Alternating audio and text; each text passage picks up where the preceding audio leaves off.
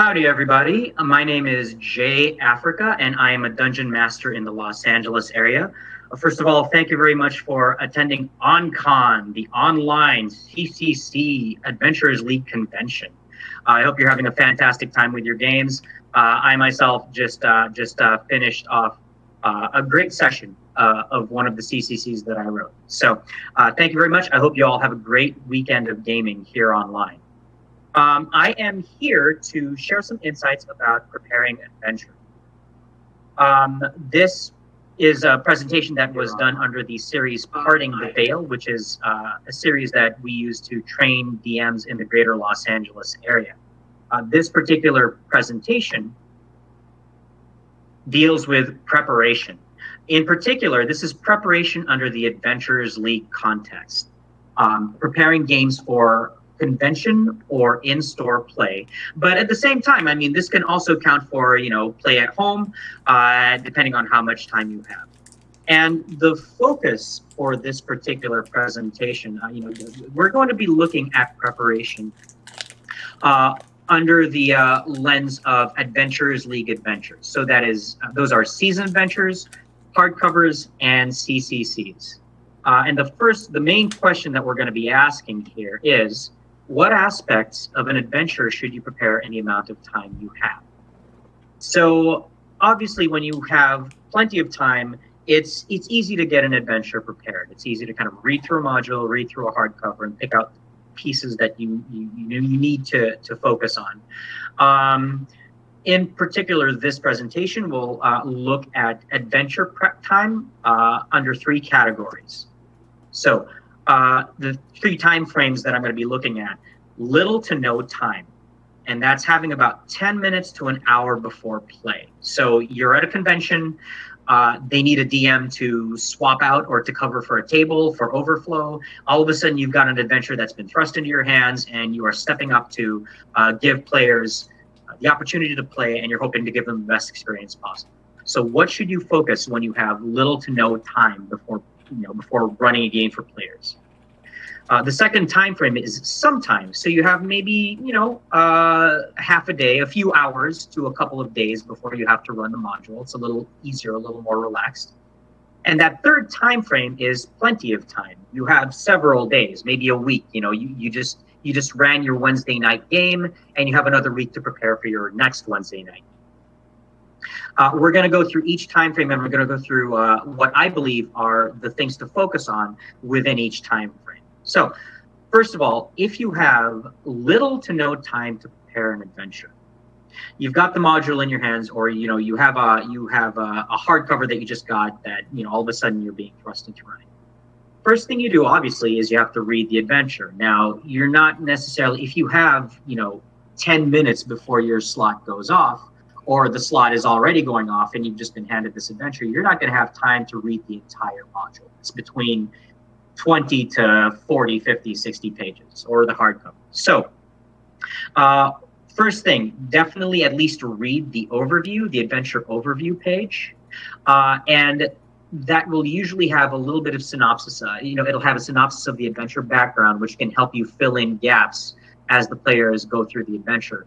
But it should also have a synopsis of how the adventure is broken up.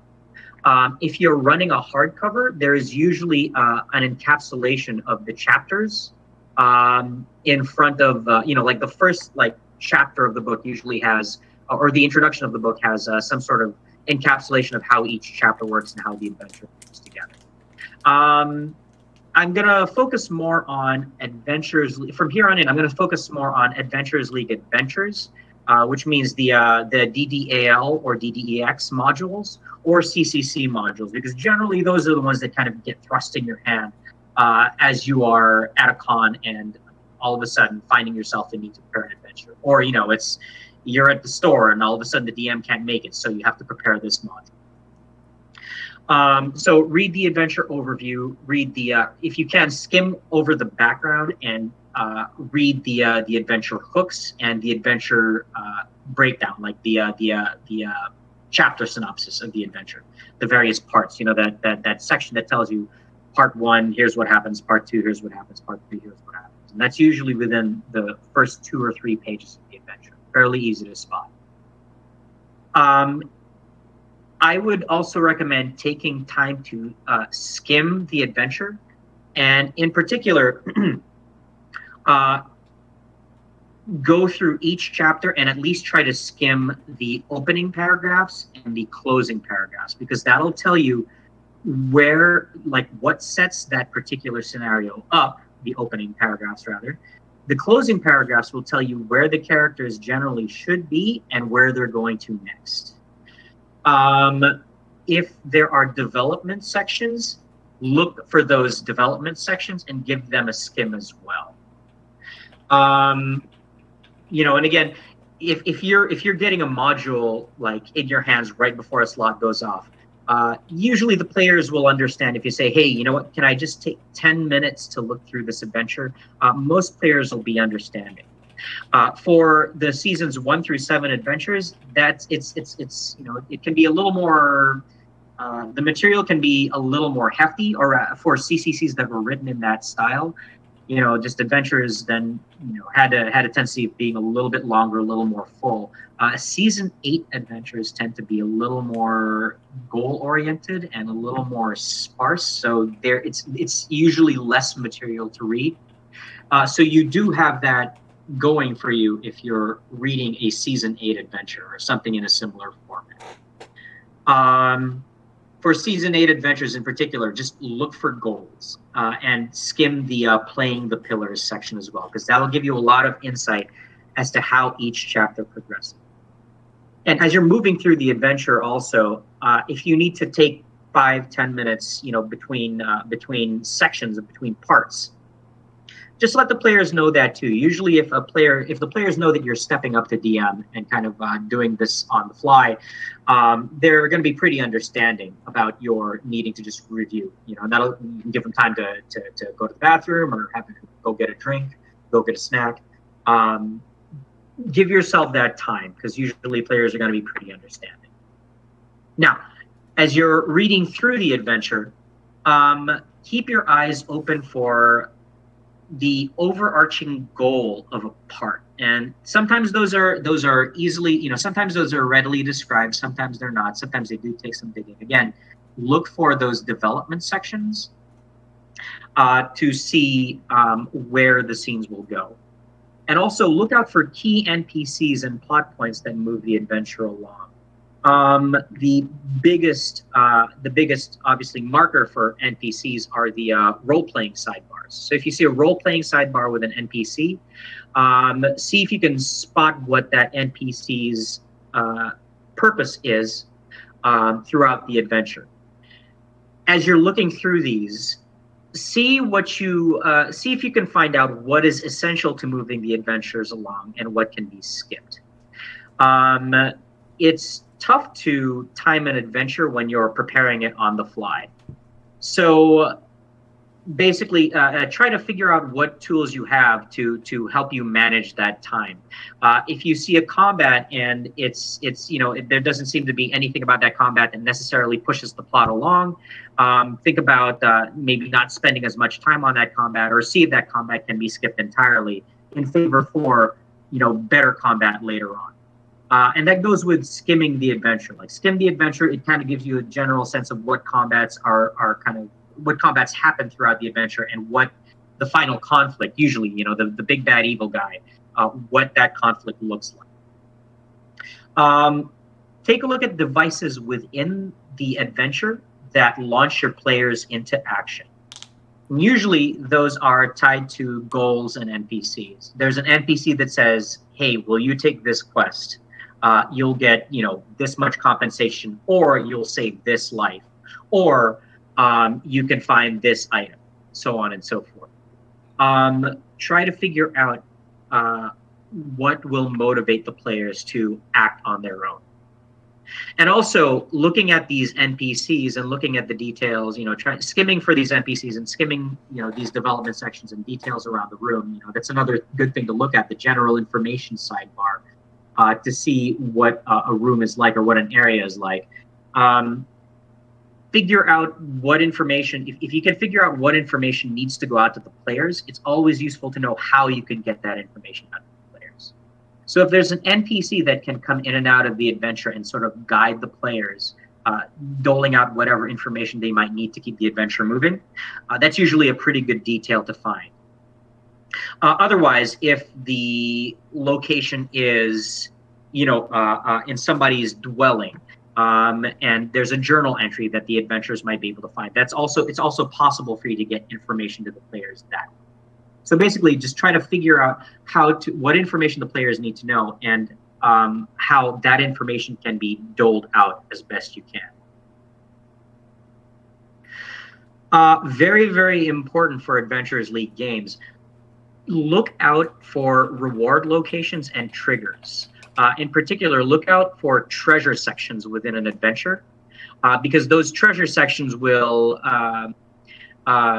usually dole out important items that the players need to find. They'll find, you'll be able to identify where magic items are, and if you can't necessarily at this point, because you're not doling out the magic items are unlocked. It's a little easier to incorporate that magic item into the adventure, so that the adventurers are able to benefit for that. Faction-specific rewards. This was written well before the Season 8 rules were implemented, so those aren't necessarily as critical. But at the same time, reward locations and treasure sections will usually, they'll dole out rewards that the adventurers need to progress the storyline forward. And that also clues you in on what sort of things are essential within the course of the adventure. Is there a key that the adventurers find and use later? Is there a book that they get to read, or a series of scrolls? When you look at the treasure section and treasures are noted there, that's a cue for you to kind of search out how the adventurers get those items within the body of the adventure, within the text of the adventure. So again, really, really important for the Adventurers League, because unlike, a homebrew game where you can, if the adventurers miss something, you can just dole it out later. Well, if the adventurers miss something in an AL game, they don't necessarily get to go back with their characters to try for that item again. Finally, when you're reading an adventure and you don't have too much time, try to find what I call the emphatic elements. Now, the emphatic elements, that's sort of the shtick of the adventure. Does the adventure center around a set piece or a location? Does it center around a series of dire circumstances? Does it center around an NPC and helping that NPC out?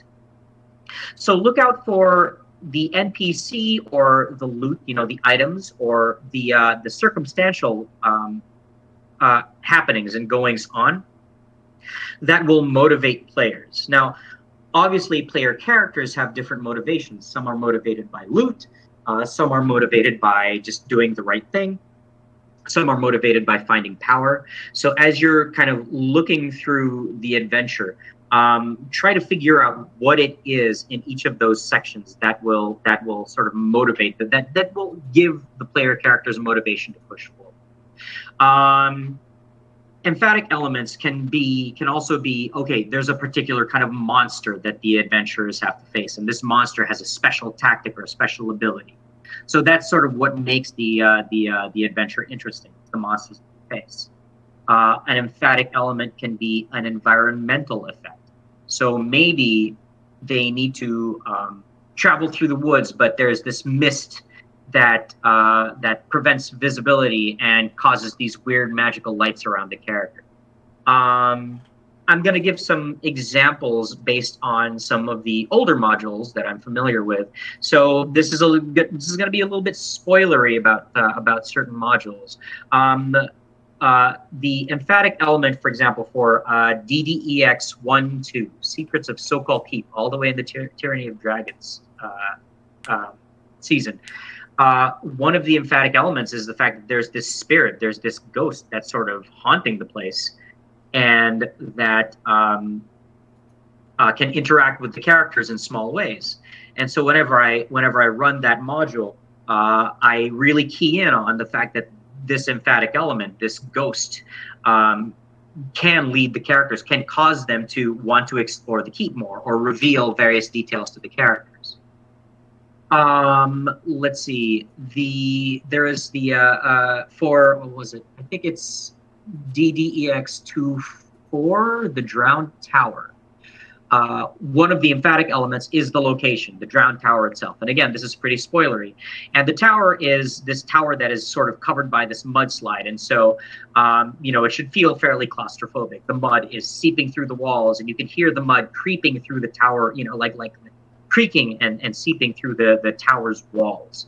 And, at any time, the characters could be standing by a wall, and all of a sudden that wall could burst out and a flow of mud could kind of burst through it. So that is another emphatic element, the environment. There are other, emphatic elements that sort of trace through various adventures. And again, sometimes they're circumstances that the adventurers have to face. Sometimes they're creatures. Sometimes they're personality. Try to find that out. Try to find if the adventure has a shtick that you can key in on, that you can play up for the players as well. So with little no time, again, read the adventure, skim it, try to get a sense of what the goal of the adventure is, where the players start and where they should end. Try to get a sense of the NPCs and plot points that happen. Figure out where those reward locations are, where the rewards are doled out, what those rewards are, and how they affect the adventure. And then figure out what the adventure's stick is, the emphatic elements of the adventure. Okay, so that is preparing an adventure with little no time. If you have a little more time, a few hours, in addition to looking over the module, in addition to doing those things when you're preparing with little or no time, I recommend, if you've got some time, just flip back to the appendix that has all of the monster stats and take a look at those monsters and try to figure out what makes each monster interesting. So look at those stat blocks, find out special abilities, special attacks, weaknesses, things that will drive combat that you can throw at a player to pique a player's interest. Does this monster paralyze? Does it turn individuals to stone? Can the monster pass through walls or enter the border ethereal or something like that? Once you start putting those in front of players, it usually piques players' interest, makes them realize that there's more to combat than just hitting and causing damage. And of course, try to figure out how to scale combat. Scaling combats, that takes some finessing. When I'm preparing an adventure, usually I like to run, I don't always have time to sort of get the party's APL, and sometimes even getting a party's APL, that can be kind of an iffy thing. You don't necessarily know if that APL is going to be completely indicative of how strong or weak a party is. So what I like to do when I run an adventure is I run the first combat at normal, just normal scaling, and I see how well a party handles it. If they handle it easily, then I'll start scaling the encounters up. If they have a really, really hard time with it, then I'll start scaling the encounters down. In regards to scaling an encounter, if the party is having a tough time, try to figure out how you can bring additional creatures into combat without, while still making it seem organic. Is there a doorway from which additional mooks can come in? If they're undead, can more undead burst out of the ground? Or if they're spirits or odd creatures that can teleport, can more creatures teleport in? Likewise, try to figure out how you can get creatures out, just in case the adventurers are having, they're having a really, really tough time and you feel like the adventure can scale down just a little bit. Are there motivations for monsters to run away? If a leader gets killed, maybe the monsters retreat then. Is it possible for monsters to teleport away for any particular reason? Maybe retreating is the more prudent, action. And maybe a monster will need to, a monster or an intelligent creature might need to leave the scene for the sake of the plot. Give the adventurers a fair shake, basically. And at the same time, challenge them if they're having too easy. So figure out how to get monsters in and out of the scene. If you've got some time, make character choices for NPCs and flavor choices for locations. Pick out, take a look at the NPCs and try to determine, well, how do these NPCs speak? Or take a look at the general features sidebar for a location and what kind of atmosphere is there. What is it? Make a choice as far as the weather is concerned. Is it raining in a location? Is it snowing? Is the location, is the atmosphere oppressive? Is it jovial? One thing that I like to do is I like to base NPC mannerisms and location atmosphere on movie characters and locations. So if there's an NPC in a module, I'll think, oh, you know what? This guy is just like Don Draper from Mad Men. And so he kind of speaks with this timbre. He has this sort of arrogant attitude. Or I'll take a look at another character and I'll say, okay, this person seems like this character from this movie. And it just gives you a little bit of, it just gives you tools with which you can make interactions unique and make NPCs memorable. And that helps you, and that helps your players key in on who NPCs are. And it helps, like as far as location goes, it helps them figure out how their characters would react to a location or would act in a location. Would they be very cautious moving through this particular area? Would they be a little more casual? Are they, tripping over themselves to avoid certain things, trying to find traps? That all can be affected by the flavor that you give NPCs and locations.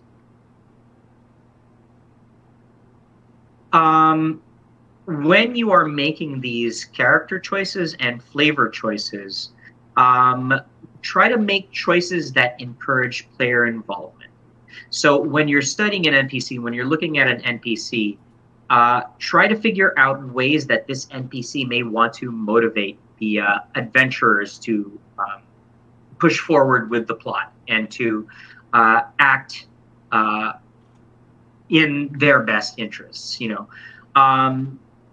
Have the NPCs divulge, try to figure out what information the NPCs can divulge to let the players know that it's in their best interest to push forward with the adventure. If the shtick, if the emphatic element for the adventure is circumstantial, for example, there's a storm and players need to protect innocent people from getting hurt by this storm, or if there are monsters attacking an area and they have to defeat the monsters, figure out what those circumstances are that will spur players on.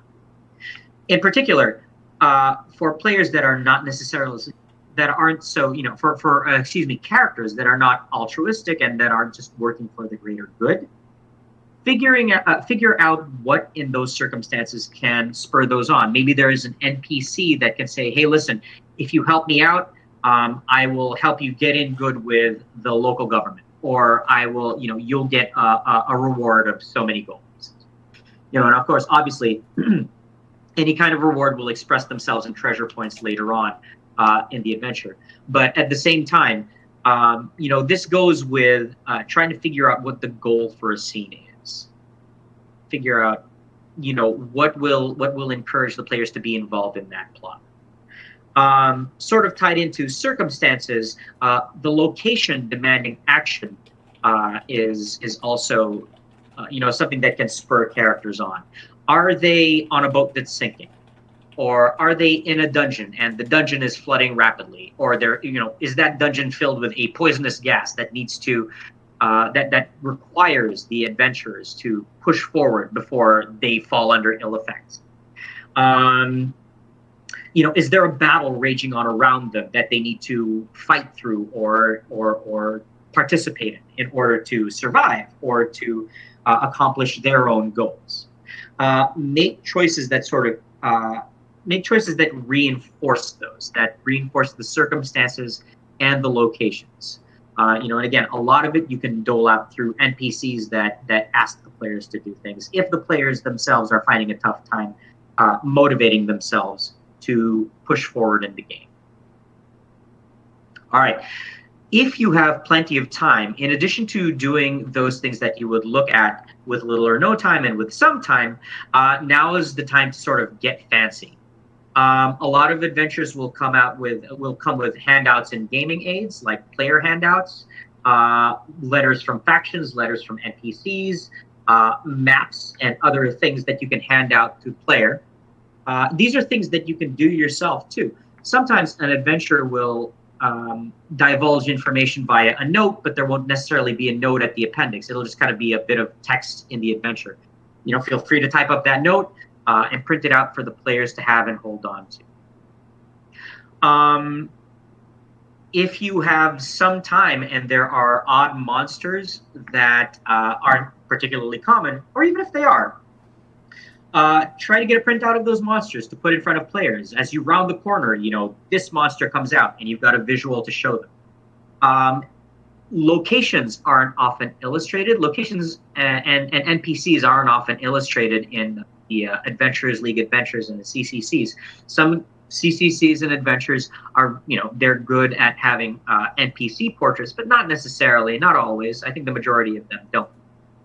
So if you have a particular NPC that you're attached to, or if you want to give your players a better sense of the world around them, just go online, try to find some NPC portraits, try to find some locations,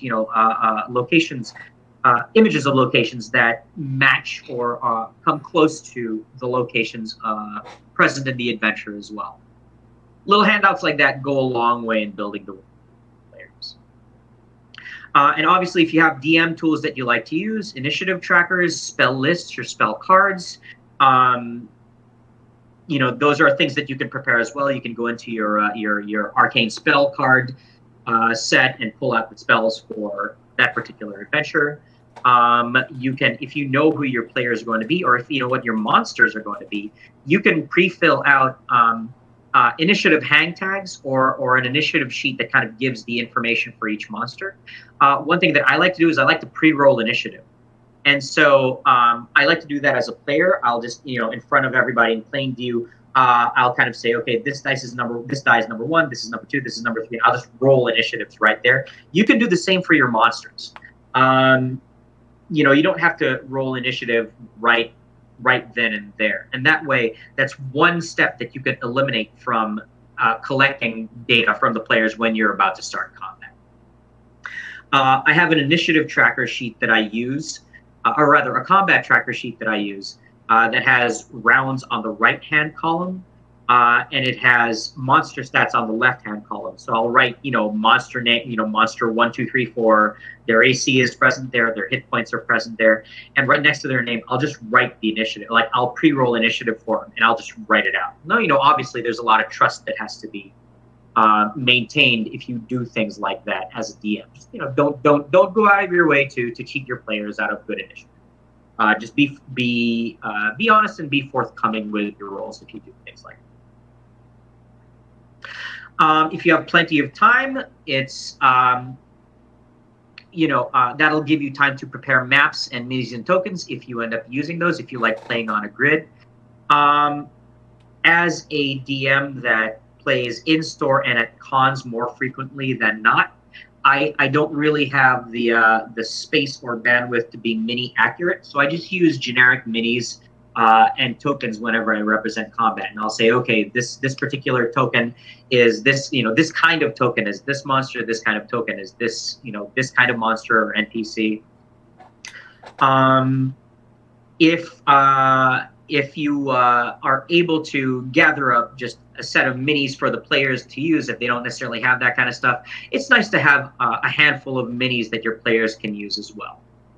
And obviously, if you're going to be drawing maps out, it's okay to draw them ahead of time if you have the means to do so. If you have a flip mat or a battle grid that you can draw a map on, so you can just unroll it when you get to the space, and you don't have to worry about drawing those out. Those are excellent things to prepare. I personally prefer drawing maps live because I think it keeps players involved as they're sort of watching the map unfold in front of them. But at a con setting, and especially when you've got time constraints to worry about, particularly for say like D&D Epics or the D&D Open, those are highly time sensitive. And if you can draw the maps ahead of time for that, it can go a long way to getting your players just into the action and immersed in the game. If you have time, research details. the Forgotten Realms and Eberron now are very, very rich settings, and there's a lot of lore that can make the game world feel alive for your adventurers. Most modules are pretty good about including the lore that you should know in order to keep the plot going and in order to make the adventure make sense. But if you've got a little bit of time, look up the location and look up the NPCs. Just do a quick Google search on the locations and the NPCs, or look into the Sword Coast Adventures Guide, or Elminster's Forgotten Realms, or any other lore books that you might have, and see if you can find a little more about the location and NPCs that are populating the adventure that you're running. Granted, a lot of adventures will sort of set up their own lore, so you might not necessarily find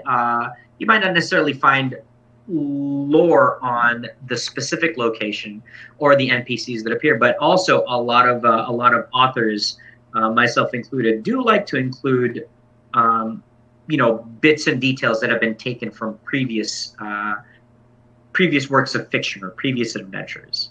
And so you never know what you might find out there that'll help just expand the world around your players. You share a little bit of lore, you describe that can help you describe a location or describe an NPC.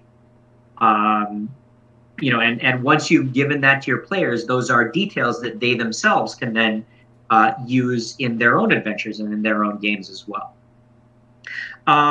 The adventures tend to only have the monster stat blocks. So if you get a chance, read the monster manual, or read Bolo's Guide to Monsters, or read Mordenkainen's Tome of Foes, and try to get what the flavor of that monster is. Not only will you be able to run the monsters mechanically in a compelling way, but if you start adding descriptions, like flavorful descriptions to the monsters and the way they do things and the way they act, that will allow the monsters to feel more compelling for your characters or for your players to encounter as well.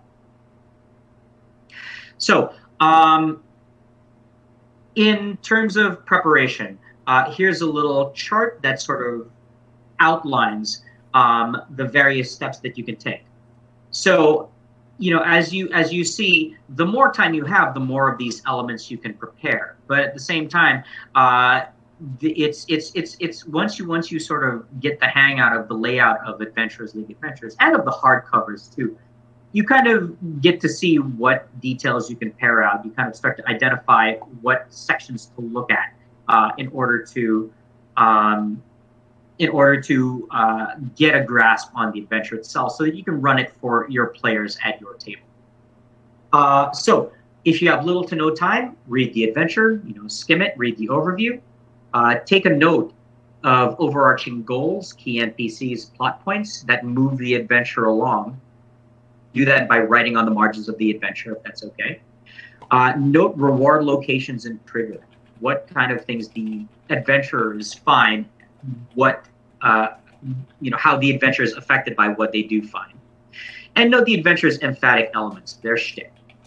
So in addition to those four, if you have some time, additionally, study and prep the monster stats so that you can run combat compellingly. Make flavor choices for NPCs and locations, and make choices that encourage player involvement. So use those NPCs and locations and circumstances to create circumstances that spur the players along. And in addition to those, if you have plenty of time, prep handouts and other gaming aids so that players have something to look at, something that is interesting to look at, in addition to whatever interesting circumstances you might be push them through.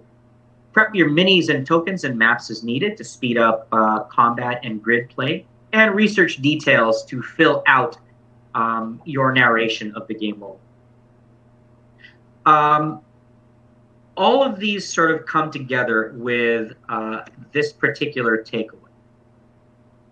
When you're reading through an adventure, focus on trying to figure out what the adventure gives you to push the players forward. And again, look for NPCs, circumstances, developments, goals that will provide your players with the motivation to push the plot forward themselves. Know what tools you have to push the player forward. And those tools can be, again, handouts, for example, something compelling that you can give a player that can pique their interest, or a puzzle that will spur their desire to figure that puzzle out, or perhaps a monster that encourages a player to, encourages players to push the adventure one way or another. And then know what will encourage the players to push forward on their own. So again, kind of know what motivates your players. Know what motivates your players' characters, whether they're looking for monetary gain, or whether they're looking for fame and fortune, or whether they just want to work for the greater good. Know what your players and player characters want, and then use the tools that the adventure gives you, and that you have in your own toolkit to encourage that. That was quite a bit of information to give, and so that is the thrust of this particular presentation. At this point, if there are any of you out there listening or viewing, and you have some questions, I can go ahead and take those now. Jeremy, are you there? I am. So hey everybody, I'm Jeremy. I'm the organizer of onCCCon. I've got some questions that I've been taken from the Twitch stream. So Jay, first of all, from Dungeon Dummy, he was asking if you ever get pushback for pre-rolling anything. Specifically, he was running Tomb of Annihilation, and he pre-rolled an NPC save that was going for a spell that was going to be cast on them by another NPC, and apparently he ended up getting some pushback from the players. Do you ever run into issues like that? I haven't gotten pushback yet, but if a player feels really strongly about seeing the dice roll, I'll just say, okay, sure, that's fine. I don't need to necessarily go by the roll that I pre-rolled. If you really want me to do it, I would just roll it in front of them. And if that affects how I prepared the adventure, I would hopefully just be able to roll with that punch. Nice. Question from Rogue Dice Roll. How much do you put players a bit more on the rails and push them forward in a con setting where time is limited and you may not know what the players want quite as much? If it's a matter of the players not knowing what to do, I try to limit the scope of their choices. So instead of just saying, what would you like to do now? I would say, would you like to go this way, or would you like to go that way? Would you like to do X, Y, or Z? That kind of question. Or would you like to see this person or that person? That usually guides them, and it helps. It still gives them agency, but it does help steer them one way or another. And of course, you never know what a player is going to do. So even asking questions like that, a player could still come up with, well, why don't we try this? And in a con setting, that's where it's really good for you to know what the circumstances and what the goals of a particular adventure are, because then you can adapt those circumstances and you can adapt those goals to try to match up with what the players want to do. I can only think of one or two modules that I've ever had to say that's outside of the scope of the adventure, because we're trying to accomplish this in a particular setting or in a particular time. I'm going to kind of push you in this particular direction. Again, that's been a very, very, very rare form. Nice. Another question from Dungeon Dummy. What are your favorite warm-up exercises to get the players into character? And I'm going to double down on that question and have you expand onto what do you do to get yourself into character for the various NPCs that you're going to end up running during a game. Oh boy, okay. To get players into character, usually during character introductions, and I always start with a round of character introductions unless the table kind of knows one another and they're comfortable playing with one another and are familiar with each other's RP. During introductions at a con or at an in-store setting, I'll ask for, I'll say, okay, well, I'll tell you what, why don't you give me your name, I'll go around the table and I'll ask for name, race, class, player name, and one interesting detail about about the character, or one interesting fact about the character that they'd like to share about the table, that they would like to share to the table. Usually that's enough to get the characters. I mean, players, people in general, we love talking about our characters. And so once you give somebody the opportunity, usually it flows pretty easily. Now, if you're talking to a new player or somebody who just kind of picks up a character who doesn't necessarily have, who hasn't made those decisions yet, you can ask some sort of leading questions. Well, do you have any relationship with any of the characters around you? Are you from this area? If you're from this area, do you have relationships with anybody here? If you're not from this area, how do you feel about everybody around you? How do the other characters? You know, does somebody kind of rub you the wrong way? Does somebody do you find yourself liking somebody in particular for whatever reason? Asking little leading questions like that can kind of help a player develop things about their character and kind of get into it. And also, too, if you know, I'll see players who say, well, my character is this way. And then I'll say, oh, you mean like this character from this other movie? You know, oh, you mean like Snape from the Harry Potter series? Sometimes you're right. And they'll go, yeah, exactly. And they'll start kind of keying in on that. And sometimes they'll say, actually, no, it's more like this. And they'll start keying in on that as well. As far as what I do to get into character, same thing. I like to think about like movie characters and equating, you know, characters in my games with those. So, you know, like there's a Chewinga in a particular adventure, in a particular Tomb of Annihilation adventure, and I kind of treat those like those little creatures from I don't know if you're familiar with it, the anime movie Princess Mononoke, little spirit creatures. So I kind of treat them that way. I make choices. I like make vocal choices. That's what I like to do for my characters. And so, you know, sometimes a character will speak like this in a deep, booming voice. And sometimes a character who is smaller will speak like this in kind of a little more light-hearted voice. So that's what I like to do. Awesome. Let's see. Are you making any major changes to your DMing style with the change in the AL rules for Season 8? Not specifically. I mean, obviously everybody's going to sort of have to adapt to the idea that, you know, players and player characters are going to have a lot more agency as to how they want to tackle an issue. As far as the pillars of D&D are concerned, you know, there's social interaction, there's exploration, and there's combat. My favorite are actually social interaction and exploration. I love, you know, interacting with players as NPCs, and I love setting a scene and kind of setting the atmosphere. I enjoy combat too, but that's sort of, you know, the bottom of the three that I enjoy the most as far as the pillars go. So I think I'm actually going to be a little more at home with the adventure format now, considering there's going to be not necessarily more emphasis, but there's going to be there theoretically will be equal weight to interaction and exploration and combat. I think everybody's just going to have to be a little more on their toes and be ready. You know, everybody should be more ready to adapt to players and what they want to do if they want to go off the rails. But at the same time, the adventures do give room, and I think that's a great thing overall. Yeah, totally. So a follow-up question on the Season 8 rules. How are you addressing the no gold issue when it becomes either problematic or people are bringing it up at the table? Are you ignoring it? Are you making jokes? No, I'm very upfront about it, and I'm just kind of frank. Honestly, I haven't really run very many adventures since Season 8 started.